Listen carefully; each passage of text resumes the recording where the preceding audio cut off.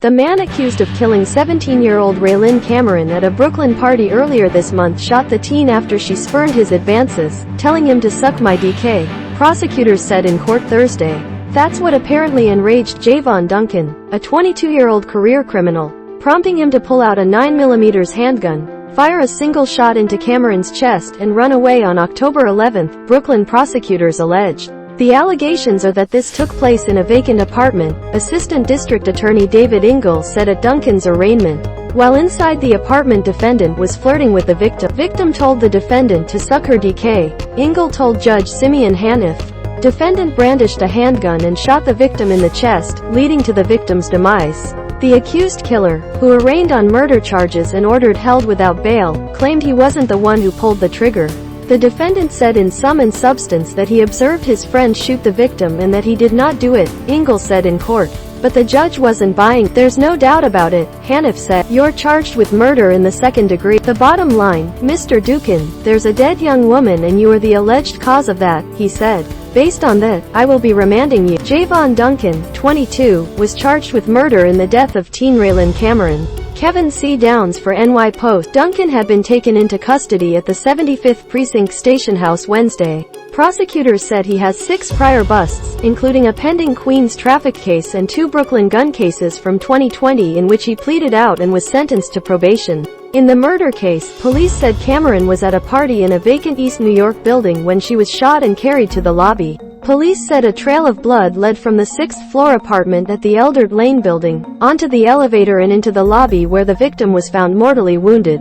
Cameron, of Far Rockaway, was rushed to Brookdale University Hospital, where she was later pronounced dead from a gunshot wound. Her 25-year-old brother told detectives he received an SOS message from his kid sister and rushed to the building, unaware that she was already dead or dying. Police initially believed the shooting was accidental but later ruled it a homicide, while Cameron's mother believed the gunman was a spurned love interest. Her mom previously told the Post she had an idea who the alleged killer was, claiming the shooter pointed the gun right at her and said, "F.K. that bitch," as he pulled the trigger, just because she wouldn't get with him. She was fatally wounded when they put her in the hallway like a bag of garbage, Cassandra Adams said. She was dead already when they put her out there. Raylyn Cameron, 17, was killed October 11 after spurning the gunman's advances. Duncan's 2 prior gun cases in Brooklyn from late 2020 were combined as part of a plea deal to settle them. In the first case, he was arrested on September 3, 2020, and charged with weapons possession and vehicle and traffic violations.